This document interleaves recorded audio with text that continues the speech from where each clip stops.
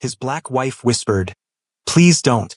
In her sleep, the Korean Mafia boss got up and left the house at 4 a.m. Words fell into the darkness like shattered glass. "Please don't." That's all she said. Just those 2 words, hanging in the air of their bedroom at 3:42 a.m. Jin-ho Park froze, his hand hovering over the lamp switch. He'd been about to turn it on, restless and unable to sleep, planning to go down to his office and review the financial reports that his lieutenants had delivered earlier that day. But those 2 words, spoken in a voice thick with terror, stopped him cold. His wife of barely 2 months, was still asleep. Her eyes were closed, her breathing shallow and quick. She was dreaming, and in that dream, something was happening that made her beg. The great Amara Wilson Park, who never begged for anything in waking life, was pleading in her sleep. Something primal and violent unfurled in Jin-ho's chest as he watched her. He was not a man unaccustomed to violence. He had built his empire on carefully calculated ruthlessness. He had ordered men killed over business disputes. He had broken the bones of those who betrayed him without blinking. He had inherited his father's organization at 26 and expanded it across international borders, transforming a street gang into a sophisticated criminal network that commanded respect from Seoul to San Francisco. People crossed the street when they saw him coming. Hardened criminals stuttered in his presence. But watching his wife, this brilliant, fiercely independent woman he'd married in what was supposed to be a mutually beneficial arrangement, flinch away from invisible threats in her sleep, he felt something he had no name for. Something that made his hands shake and his jaw clench until his teeth threatened to crack. Amara whimpered again, too quiet for him to hear the words, and a tear slipped from beneath her closed eyelid, trailing down the rich dark skin of her cheek like a silent accusation. Jin-ho pulled his hand back from the lamp, moving with the careful silence he'd perfected in his youth, when being quiet meant surviving his father's drunken rages. He dressed in darkness, jeans, a black sweater, the shoulder holster with the custom Glock he'd carried since he was 20. Then he walked out of the bedroom, closing the door with a soft click that sounded like an oath. The house was silent at 4 a.m. Their house. Though Amara still called it your place when she spoke to him, as if she were just a temporary guest in these sprawling rooms with their minimalist furniture and priceless Korean art. As if she hadn't become far more important to him than either of them had anticipated. He took the stairs down to the first floor, then kept going, descending into the basement levels where he kept his real office. Not the architecturally perfect space upstairs with its designer furniture and subtle displays of wealth. The one down here, where the walls were soundproofed and the computers held encrypted files that documented every aspect of his organization's activities. His head of security, Min-suk, looked up in surprise when Jin-ho entered the command center. "Boss? It's 4 in the morning. I need everything," Jin-ho said, his voice flat and cold in a way that made Min-suk straighten immediately. "Everything on Amara's ex-fiancé, Darren Caldwell. I want his entire life laid bare." Min-suk's expression shifted from surprise to carefully neutral. He was good at his job, which meant he was good at not asking unnecessary questions when Jin-ho gave an order. "We did the standard background check before the wedding," Min-suk reminded him cautiously. "Clean record, successful investment banker, Harvard MBA." "That was standard," Jin-ho interrupted, his voice quiet in a way that made Min-suk's mouth snap shut. "I want extraordinary. I want everything that doesn't appear in official records. I want to know what he did behind closed doors. I want to know who his friends are, who his enemies are. I want to know what he eats for breakfast and what keeps him up at night. I want to know his fears." "Understood. Understood." Min-suk was already typing, sending encrypted messages to their network of informants, hackers, and bribed officials. "Can I ask what prompted this?" Jin-ho was silent for a long moment, seeing Amara's face in his mind, that tear tracking down her cheek, the way her body had tensed in unconscious fear. "My wife had a nightmare," he said finally. "I'm going to make sure she never has another one." For hours later, Jin-ho sat alone in his office reading the preliminary reports Min-suk had assembled. With each page, with each email and text message they'd managed to recover, with each statement from former employees and acquaintances, The cold fury in his chest grew sharper and more focused. Amara had been engaged to Darren Caldwell for 18 months. She'd broken it off 10 months ago. Their relationship had looked picture-perfect from the outside. Power couple featured in business magazines, she a rising star in architectural design, he a successful investment banker with political aspirations. But behind the carefully cultivated image lay a different story. The engagement had ended 6 weeks before Jean Ho's business associate, Marcus Wilson, had suggested an arrangement. Marcus's daughter, Amara, needed protection and a fresh start. Jean Ho needed a wife to satisfy his grandmother's endless nagging about continuing the family line and to present a more respectable image to the legitimate business partners he was cultivating. It was supposed to be simple, a business arrangement, a marriage on paper that would benefit both parties. But Jean Ho hadn't counted on Amara walking into his office for their first meeting, looking at him with those piercing dark eyes, nervous but unwavering. He hadn't counted on the way she challenged him when most people cowered, asking pointed questions about his business, refusing to pretend she didn't know exactly what he was. He hadn't counted on finding her in his kitchen at midnight, unable to sleep, and ending up talking with her until dawn about everything from Korean poetry to West African architecture. He definitely hadn't counted on falling in love with her. The file in front of him told a story that made him want to tear the world apart with his bare hands. Darren Caldwell, respected businessman, philanthropist, and future political candidate, was a monster who hid behind his charming smile and community service. There were emails in which he'd threatened to ruin Amara's career when she questioned his controlling behavior. Text messages in which he'd apologized profusely after destroying a design she'd spent months creating, claiming he'd just lost control for a moment. Financial records showing how he'd systematically isolated her, offering to manage her finances, then restricting her access to her own money. There were photos. Jean Ho made himself look at each one, committing them to memory. Amara at a gala, her smile tight and her eyes wary. Amara with Caldwell's hand gripping her arm just a little too tightly, the pain visible only in her eyes. Amara's smile in earlier photos from before the relationship, wide and genuine and free. Amara's smile in later photos, careful and measured, as if smiling too broadly might provoke consequences. Jean Ho's hands clenched on the pages, crumpling the expensive paper. There was a statement from Amara's former assistant, who'd been abruptly fired when she expressed concern about Caldwell's controlling behavior. There were reports from the doorman at Amara's former apartment building, documenting late-night arguments and Caldwell's tendency to appear unannounced and demand entry. And there, at the bottom of the file, was the most recent information. Darren Caldwell had been making inquiries about Amara's new husband. He'd been seen at an exclusive club 3 nights ago, drunk and indignant, telling anyone who would listen that no foreign gangster was going to keep what belonged to him. Jean Ho closed the file and sat in the darkness of his office. He thought about Amara upstairs, probably awake by now, probably wondering where he'd gone. She never asked him about his absences. She never demanded explanations or made scenes. She was independent and composed and brilliant. And that composure, he was beginning to understand, was armor she'd learned to wear to survive. He picked up his phone and made a call. Dae-hyun, he said when his cousin answered. I need you to arrange a meeting. Darren Caldwell. Today. Make it clear that attendance is not optional. There was a pause on the other end of the line. Should I tell him what it's about? Tell him, Jean Ho said softly, that we need to discuss his future political aspirations. When Jean Ho returned to their bedroom, Amara was awake, sitting at her drafting table in the alcove by the window, working on designs for the community center she'd insisted be part of their legitimate business ventures. She looked up when he entered, and her smile was warm but guarded.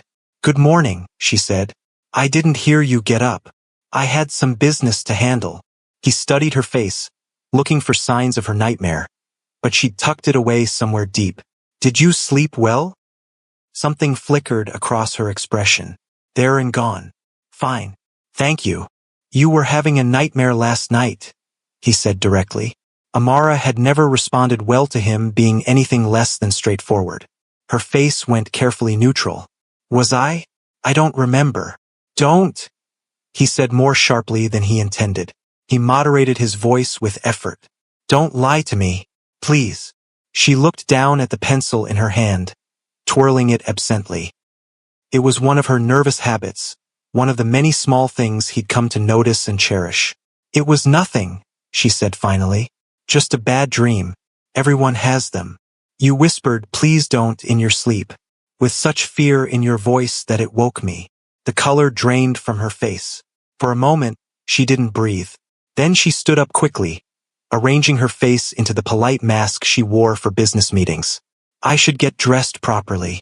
I have a client meeting at 10. Amara. He caught her hand gently, giving her every chance to pull away. She didn't look at him either. I know about Darren Caldwell. She went very, very still. What do you know? Everything. The isolation, the control, the threats, all of it. Shame flooded her expression, and she tried to pull her hand away. I see. I suppose your people did their research. Some of it. The rest I had done this morning. I understand if you want to. If this changes things. The arrangement we made. Changes things? He stared at her, genuinely confused.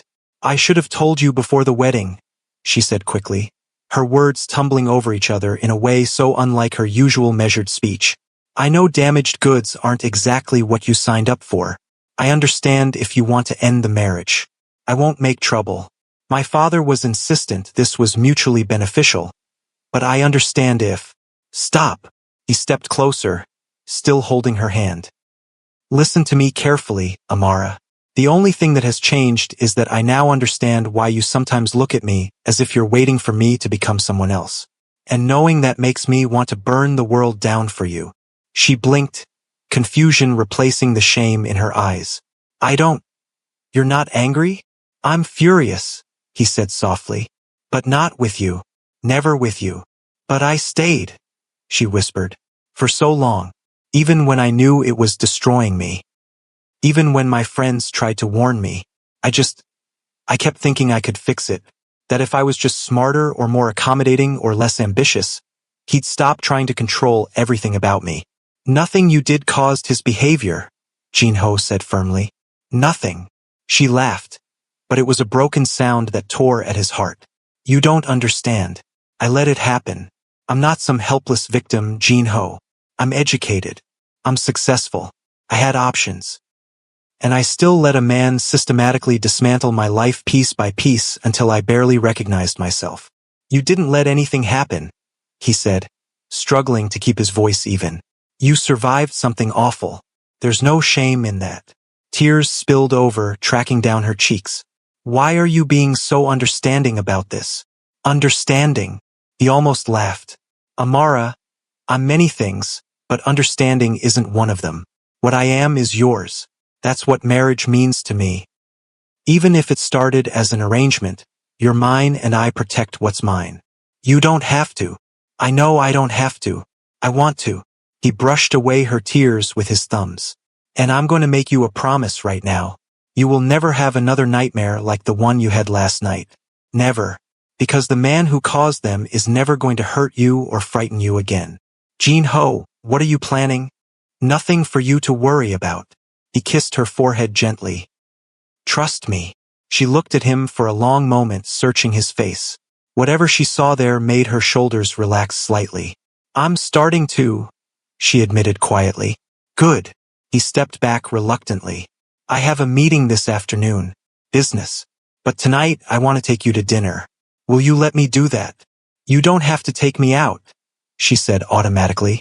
I know how busy you are. Amara. He waited until she met his eyes. I want to take my wife to dinner. Say yes. A small smile tugged at her lips, more genuine than any smile he'd seen from her in weeks. Yes. Good. Wear something that makes you feel powerful. The meeting was set for 3 o'clock at an abandoned warehouse Jinho's organization owned in the industrial district. Jinho arrived 20 minutes early, which meant he was already seated at the single metal table in the center of the cavernous space when Darren Caldwell was escorted in by Daehyun and 2 other men. Caldwell looked exactly like his photographs, tall, conventionally handsome in that bland way American businessmen often were, expensive suit and careful haircut, everything about him designed to project trustworthiness and success. Jin-ho hated him on sight. What is this? Caldwell demanded, looking around the empty warehouse with growing alarm. I was told this was a meeting about potential political donors. It is, Jin-ho said, not rising from his seat. Sit down. I don't think.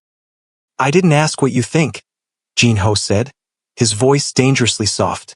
I told you to sit down. Something in his tone made Caldwell obey before he thought about it. He sat across from Jin-ho, then seemed to realize he'd just followed an order and tried to regain his composure. Look, I don't know what this is about, but I have connections in this city. People will be looking for me if I don't. This is about Amara, Jin-ho interrupted. My wife, your former fiancée. Caldwell's face went through a series of rapid changes. Surprise, anger, calculation, and finally a forced smile. Ah, I see. Look, I'm sure Amara has told you all sorts of things, but you have to understand, she can be difficult, emotionally volatile. We had our problems, sure, but that's relationships, right? Nothing unusual. Jin-ho felt a wave of disgust so powerful it almost choked him. This man, this pathetic excuse for a human being, had terrorized Amara for months, had made one of the strongest women Jin-ho had ever known doubt herself, and now he sat here trying to paint her as unstable. I've read the emails, Jin-ho said quietly. I've seen the texts. I've spoken to her former assistant, her doorman, her friends. I know exactly what kind of man you are, Caldwell. The fake smile dropped from Caldwell's face, replaced by something uglier and more genuine. You had no right to dig into my private business. Amara is my business now. Jin-ho leaned forward slightly. Here's what's going to happen. You're going to forget she exists. You won't contact her. You won't speak about her. You won't appear anywhere she might be. If you see her at an event, you'll leave immediately. You will erase her from your life so completely that it will be as if you never met her. Caldwell gave a short, derisive laugh. Or what? You'll have your goons rough me up? This is America, not whatever third world country you came from. We have laws here. Jin-ho didn't react to the racism. He'd heard worse, and from better men than this. Laws, he repeated thoughtfully. Yes, let's talk about laws. Harassment is against the law. So is making threats. So is financial coercion. I have documentation of all three. You don't have shit, Caldwell spat, his composed facade crumbling completely. And even if you did, who's going to believe you over me? You're a criminal. Everyone knows it, even if they can't prove it. I'm a respected businessman with friends in the DA's office. Which is why I won't be going to the authorities, Jin-ho said calmly. I'll be going to the media. Every email, every text, every statement from witnesses, all of it released to every news outlet in the country. Your political aspirations will die before they begin. Your reputation will be destroyed. Your business partners will abandon you rather than be associated with a man who terrorizes women. Your life, as you know, it will be over. The color drained from Caldwell's face. You wouldn't. I would, Jin-ho assured him. But that's not all. After your public destruction, after you've lost everything you value, then I'll turn my attention to making your private life a living hell. Every business deal you try to make will mysteriously fall through. Every relationship you attempt will end badly. Every opportunity that comes your way will vanish before you can reach it. You will spend the rest of your life looking over your shoulder, wondering when the next blow will fall. You can't do this, Caldwell said, but there was fear in his voice now. You can't just. I can, Jin-ho said simply. I will. Unless you do exactly as I say and remove yourself from Amara's life completely. Caldwell stared at him, calculation visible in his eyes. And if I agree, you'll keep quiet about all this supposed evidence. You have my word. The word of a gangster, Caldwell said bitterly. Jin-ho smiled, and it was not a pleasant expression. You misunderstand me, Caldwell. I'm not threatening you because I'm a criminal. I'm threatening you because you hurt someone I love. If I were just a businessman, just a regular husband, I'd still find a way to destroy you for what you did to her. The only difference is that I have more resources to do it with. She's manipulating you, Caldwell tried desperately. Playing the victim, that's what she does. She seems so perfect at first, so together. But then she starts pushing, questioning everything, challenging you at every turn. Jin-ho moved faster than Caldwell could track, his hand closing around the other man's throat. Not squeezing, just holding. Promise. That's the last time you speak about her, he said softly. Are we clear? Caldwell nodded frantically. Jin-ho released him and stepped back, disgusted. You have two choices, Jin-ho said. Leave Amara alone and continue your life, diminished but intact. Or continue your obsession with her and lose everything. I don't care what you choose, but know this. If you ever cause her a moment's fear or pain again, there won't be a third warning. You'll simply disappear, and no one will ever find what's left of you. He turned and walked toward the exit, then paused. Oh, and Mr. Caldwell? The nightmares you gave my wife? She whispered, please don't, in her sleep last night. That's why you're still breathing right now instead of bleeding out on this concrete floor.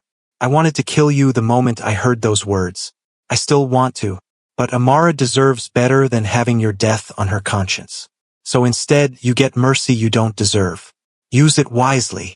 7:00 that evening, Jin-ho waited in the foyer of their home, checking his watch. Amara? The reservation is at 7:30. Coming. Her voice carried down the stairs, a note of excitement in it he hadn't heard before. When she appeared at the top of the staircase, he forgot how to breathe for a moment.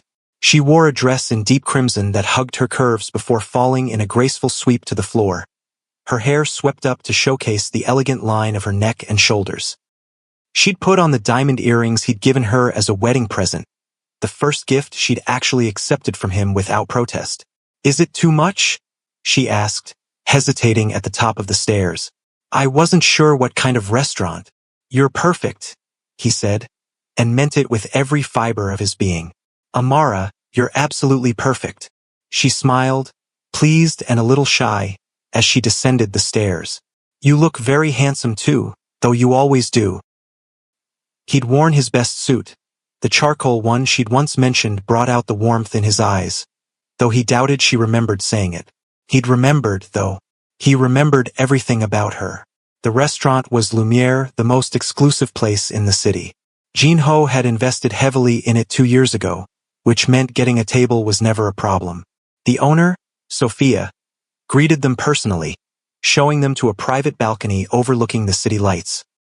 Jin-ho, Amara said softly as they sat down. This is too much. You didn't have to. I wanted to, he said simply. Let me spoil you tonight. Please. She bit her lip, then nodded. Okay. They talked through dinner, and it reminded him of their first midnight conversation in the kitchen, when neither of them could sleep and they'd ended up talking until dawn. Amara told him about her childhood in Chicago, her brilliant mother who'd taught architecture at Northwestern, her father's decision to enter consulting after a distinguished military career. She told him about her dreams of creating spaces that transformed communities, buildings that weren't just functional but healing. Jin-ho listened to every word, watching the animation return to her face as she talked about things that made her happy. He told her about growing up in Seoul, about his grandmother who'd insisted he learn traditional Korean poetry even as he was being groomed to take over the family business. He told her about his plans to shift more of the organization into legitimate enterprises, how he wanted to build something that could last generations without the constant shadow of violence. You'd be good at that, she said thoughtfully. You have vision and you understand people. I've watched how you interact with your team. They respect you. Most of them fear me, he corrected gently. Some of both, maybe, but fear alone doesn't create the kind of loyalty I've seen. You have people who've been with you for years, who would die for you without hesitation. That's not just fear. He reached across the table and took her hand. You see the best in people. Not in everyone, she said quietly. Not anymore. I used to think everyone had good in them if you just looked hard enough. But I've learned better. Amara, it's okay, she said quickly. I'm not who I used to be, but I'm learning to be okay with who I am now. And who's that? He asked softly. She thought about it, her fingers tightening around his. Someone stronger than I thought. Someone who survived. Someone who's learning not to apologize for taking up space in the world. Good, he said fiercely. Take up all the space you want. You belong here in my life, in my home. You're not a guest or an arrangement or a convenience. You're my wife and I. He stopped himself, unsure if she was ready to hear what he wanted to say. You what? She prompted, her dark eyes serious in the candlelight. I'm falling in love with you, he admitted. I know that wasn't part of our arrangement. I know this was supposed to be business, but I can't help it. Every day I fall a little more. The way you argue with me over breakfast. The way you've slowly been making the house into a home. The way you challenge me to be better, to do better. I'm in love with you, Amara, and I need you to know that. I don't expect you to feel the same way. Not yet. Maybe not ever. But I needed you to know. Her eyes were bright with unshed tears. Jin-ho, you don't have to say anything, he said quickly. I just wanted you to know. Whatever happens, whatever you decide about us, I want you to know that you're loved, you're safe, and you're cherished. She was quiet for a long moment, looking at their joined hands. When she spoke, her voice was barely above a whisper. I was so scared when my father first suggested this arrangement. I thought I was trading one controlling man for another. I thought marriage, any marriage, meant losing myself, meant being small and careful and always watching for warning signs. She looked up at him, and her eyes were fierce. But you've never made me feel small.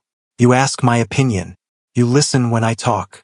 You made sure I had my own bank account and insisted I keep control of my own money. You've never once raised your voice at me, even when I deliberately provoked you that first month to see what would happen. He stared at her, surprised. You were testing me. Of course I was, she said simply. After Darren, I had to know what would happen when things weren't perfect. And you just looked confused. You never got angry. You never threatened. You just asked me what was wrong and if there was anything you could do to help. Because that's the normal response when someone you care about is upset, he said, still processing the fact that she'd been deliberately pushing his buttons in those early weeks. Not for everyone, she said quietly. Not for Darren. But that's not the point. What matters is that you're not him. You're nothing like him. And I think I'm falling in love with you too. I didn't think I'd ever be able to trust anyone again. I didn't think I had it in me. But you make me feel safe enough to try. Jin-ho stood up and pulled her to her feet right there on the balcony with the city spread out below them. He cupped her face in his hands and kissed her, soft and careful at first, then with growing heat as she responded, her arms winding around his neck. When they finally broke apart, both of them were breathing hard. Amara Park, he said, using her married name deliberately, watching the way her eyes softened at the sound. I'm going to spend the rest of my life making sure you feel safe. I'm going to give you everything you ever dreamed of. I'm going to love you so well that you forget what it was like to be afraid. I'm holding you to that, she whispered. Good. Hold me to all of it. Expect everything from me. Demand everything. You deserve it all. They stayed on the balcony for a long time, holding each other as the city lights glittered below them.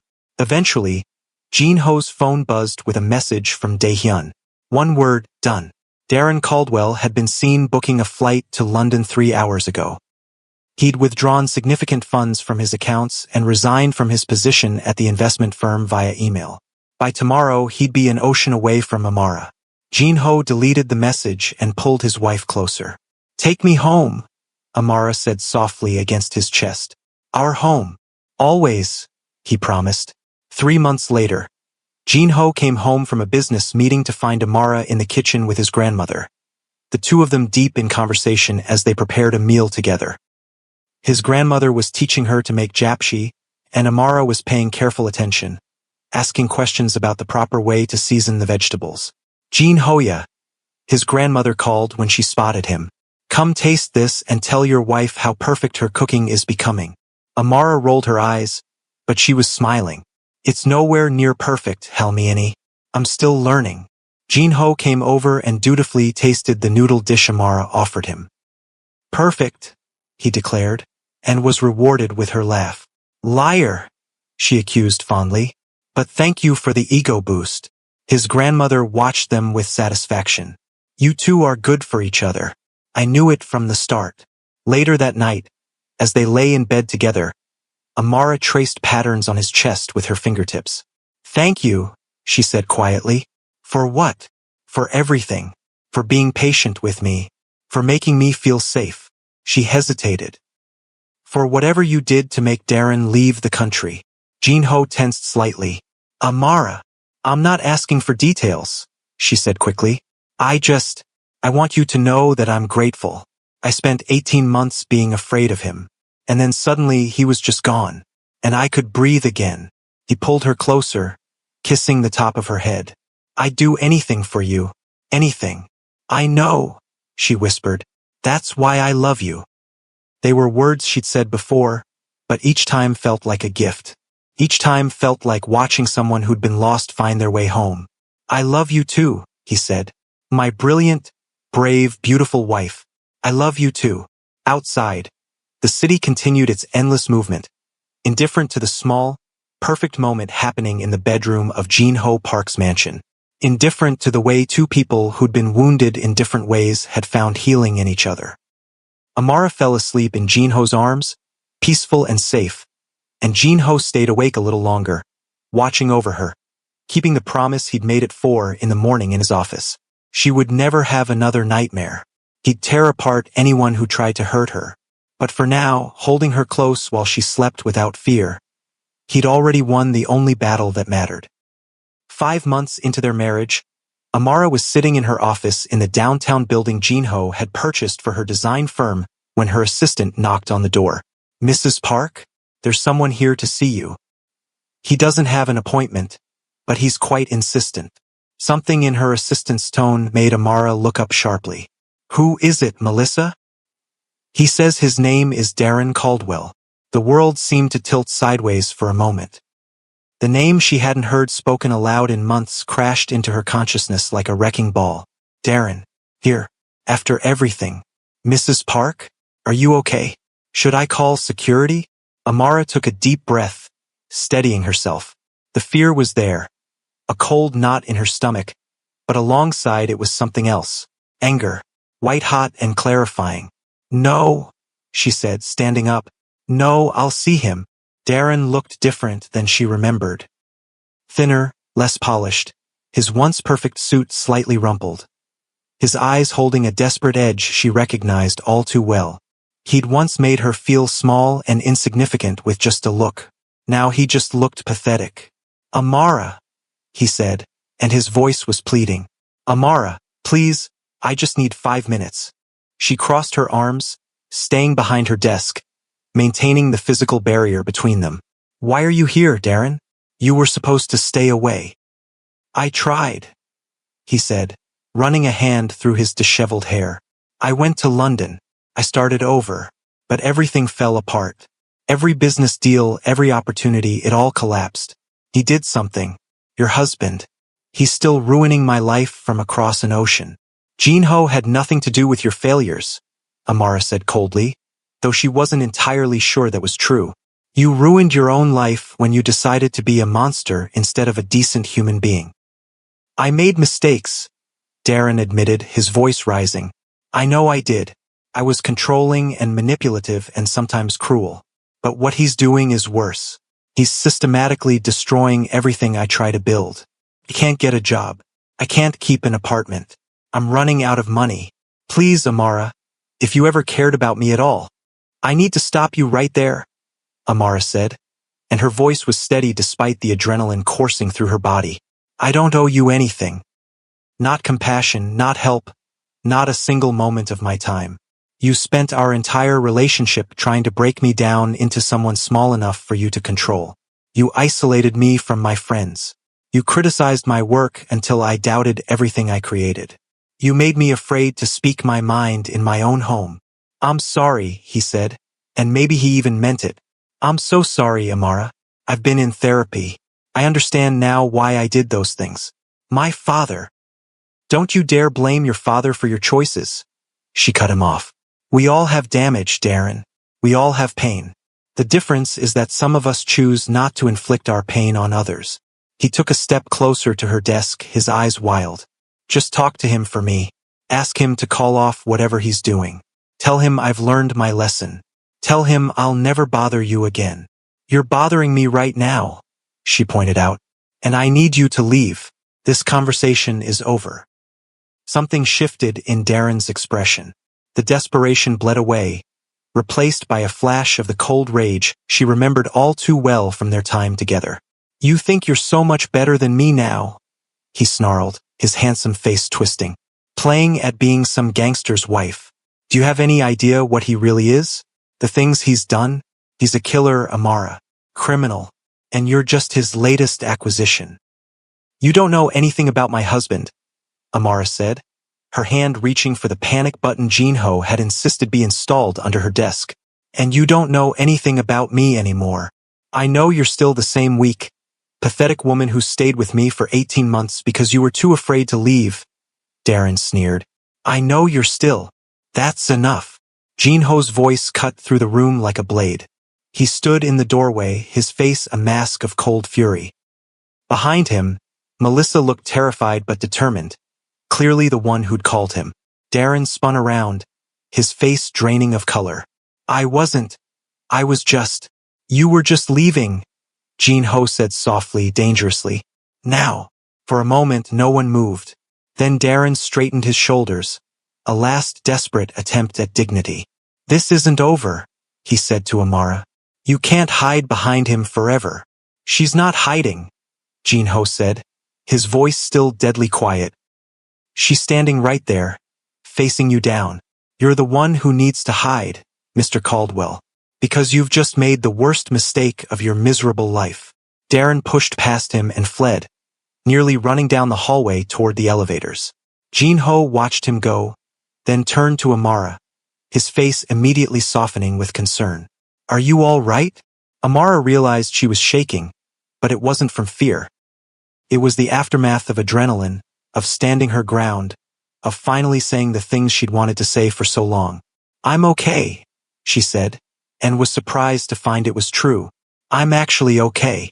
Jinho crossed to her, searching her face. You're shaking. I told him to leave, she said, a note of wonder in her voice. I stood up to him. I didn't freeze or try to placate him or make myself small. I told him exactly what I thought. Pride flickered across Jinho's face. Yes, you did. You were magnificent. Jinho said something in Korean to Daehyun, who'd appeared silently in the doorway, then turned back to Amara. I'm having the security team escort Caldwell from the building and make sure he leaves the premises. He won't come near you again. How did you know? Amara asked, grasping his hand. Melissa called me the moment he gave his name at reception. Smart woman. I've been on my way here since before he entered your office. Thank you, Amara said, squeezing his hand. Not for coming to my rescue, though I appreciate that too. Thank you for making sure I had people around me who would call you, for the panic button, for all the safety measures that meant I could stand up to him without being afraid. Jinho brushed his fingers against her cheek. You're the strongest person I know, Amara Park. All I did was make sure you had the backup to let that strength shine. He held her close until her shaking stopped, until she felt solid and grounded again. And as she stood in the circle of his arms, Amara realized something profound had changed inside her. The fear that had been her constant companion for so long, the vigilance, the careful monitoring of her own behavior to avoid provoking anger. It was gone. In its place was something new and bright and fierce, something that felt like freedom.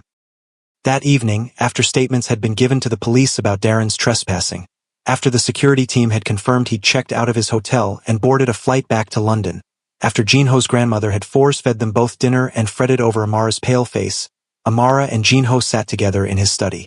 Their study, she corrected herself mentally. Their home. I need to tell you something, Amara said. Jinho looked up from the reports he'd been reviewing, giving her his full attention. What is it? When Darren showed up today, I was scared, she admitted, for about 10 seconds. But then I was just angry. For the first time, I wasn't paralyzed by fear. I was furious that he thought he could still control me, that he thought he had any right to my time or attention. That's good, Jinho said. Anger is healthy. Anger means you know you deserved better. I did deserve better, she said firmly. I do deserve better. And I have better. I have you. She stood up and crossed to him, settling herself on his lap. He wrapped his arms around her automatically, his face nuzzling into her neck. "Marry me again," he said suddenly. She pulled back to look at him. "What?" "I know we're already married," he said. "But that was business. A transaction. I want to marry you again, for real this time. With a ceremony that blends Korean and West African traditions. With vows we actually mean. With you looking radiant and me trying not to embarrass myself by crying at the altar." "You'd cry?" she teased gently. "I'd absolutely cry," he said seriously. "Watching you walk toward me, choosing me, promising to spend your life with me? Amara, I'd be a mess." Her eyes filled with tears. "Yes," she whispered. "Yes, I'll marry you again. 100 times if you want." "Once more is fine," she said, smiling. "But I want to do it right. I want to stand in front of everyone we care about and tell the world that you're mine and I'm yours. I want your grandmother to weep happy tears and Daehyun to look uncomfortable in formal clothes. I want our wedding photos on every wall of this house. I want everything, Jin-ho. With you, I want everything." "Then let's have everything," he said, kissing her softly. "Let's have the wedding and the photos and the life we both deserve. Let's have it all." 3 months later, Amara stood in front of a mirror, looking at herself in her wedding dress. It was a masterpiece of design, combining traditional Korean elements with West African influences, just like the ceremony they had planned. The red and gold embroidery caught the light as she turned, and she felt beautiful in a way she hadn't allowed herself to feel in years. Her father knocked on the door. "Amara, are you ready?" "Almost," she said. "Come in." Marcus Wilson had been skeptical of the arranged marriage at first, worried that he was trading his daughter from one dangerous situation to another. But he'd seen how Jin-ho treated Amara, how she'd flourished over the past 8 months, and his concerns had faded. "You look stunning, sweetheart," he said, his voice rough with emotion. "Thanks, Dad." She turned to face him. "Thank you for suggesting this arrangement. I know it was a risk, but you gave me a chance at a new life." "Jin-ho gave you that," her father said. "I just made the introduction. What he's done for you, how he's protected you and loved you, that's all him. And me," Amara said firmly. "I did some of the work too. I chose to heal. I chose to trust him. I chose to love him back." Her father smiled. "Yes, you did. And I'm proud of you for all of it." The ceremony was held in the garden of their home, which Amara had redesigned herself, blending architectural elements from Korea and West Africa into a space that reflected both their heritages. Jin-ho's grandmother sat in the front row, already dabbing at her eyes with an embroidered handkerchief. Daehyun stood as Jin-ho's best man, looking remarkably dignified despite his obvious discomfort in formal clothes. And Jin-ho waited at the altar, watching Amara approach with such naked adoration on his face that several guests were visibly moved. When she reached him, when her father placed her hand in Jin-ho's, she felt a sense of completeness she'd never experienced before. "Hi," Jin-ho said softly. "Hi," she said back, smiling. The officiant began the ceremony, which included elements from both their cultural traditions, but Amara barely heard the words. She was too focused on Jin-ho's face, on the love and devotion written clearly in every line of it. When it came time for the vows, Jin-ho spoke first. "Amara," he said, his voice carrying to every corner of the garden. "The first time we got married, I promised you protection and partnership. Today, I promise you everything else. I promise to love you on your good days and your bad days. I promise to hold you when you need strength and step back when you need to stand on your own. I promise to be your safe harbor always. I promise to choose you every single day for the rest of my life. You've made me a better man, and I'm going to spend forever trying to be worthy of your love." Amara's hands were shaking slightly as she spoke her own vows. "Jin-ho, you gave me back myself. You made me remember what it felt like to be loved without fear, to exist without constantly watching for danger, to take up space in the world unapologetically. You've been patient with my healing and celebrated every step forward. You've protected me without making me feel weak and loved me without asking me to be anything other than myself. I promise to love you with everything I am. I promise to be your partner in all things. I promise to build a life with you that honors both our pasts while creating a new future together. You're my home, Jinho Park, and I choose you today and always." When the officiant pronounced them husband and wife again, Jinho pulled Amara close and kissed her like he'd been waiting his entire life to do it. The gathered guests cheered and applauded, but Amara barely heard them. She was too busy kissing her husband, her love, her future. Later, at the reception, Jinho stood to make a toast. The room fell silent as he looked at Amara, sitting beside him in her beautiful dress, her face glowing with happiness. "I'm not good at speeches," Jinho began, and several people chuckled because everyone knew Jinho Park could command a room without effort. "But I need to say something about my wife. 8 months ago, Amara walked into my life as part of a business arrangement. She was wary and wounded and trying so hard to be strong. And I thought I was doing her a favor, giving her protection and a fresh start. But the truth is, she saved me. She took this house that was just a building and made it a home. She took my life that was just power and business and strategy and gave it meaning. She showed me what it means to be loved, really loved, not for what I can do or who I am in the world, but just for being me." He turned to look directly at Amara, his eyes suspiciously bright. "Amara, you're the best thing that ever happened to me, and I will spend the rest of my life being grateful that you chose me." He raised his glass. "To my wife, my partner, my everything. To Amara. To Amara," the guests chorused, raising their own glasses. Amara stood up and kissed him, not caring that everyone was watching, and the room erupted in applause again. That night, as they lay in bed in the house that was truly theirs now, Amara traced patterns on Jinho's chest like she'd done 100 times before. "Happy?" Jinho asked softly. "So happy," Amara said. "I didn't think I could ever be this happy. There were years when I thought happiness was just something that happened to other people. But here I am." "Here you are," Jinho agreed, pulling her closer. "And here you'll stay. Always." "Always," Amara echoed. She fell asleep in his arms, peaceful and safe, with no nightmares chasing her into the darkness.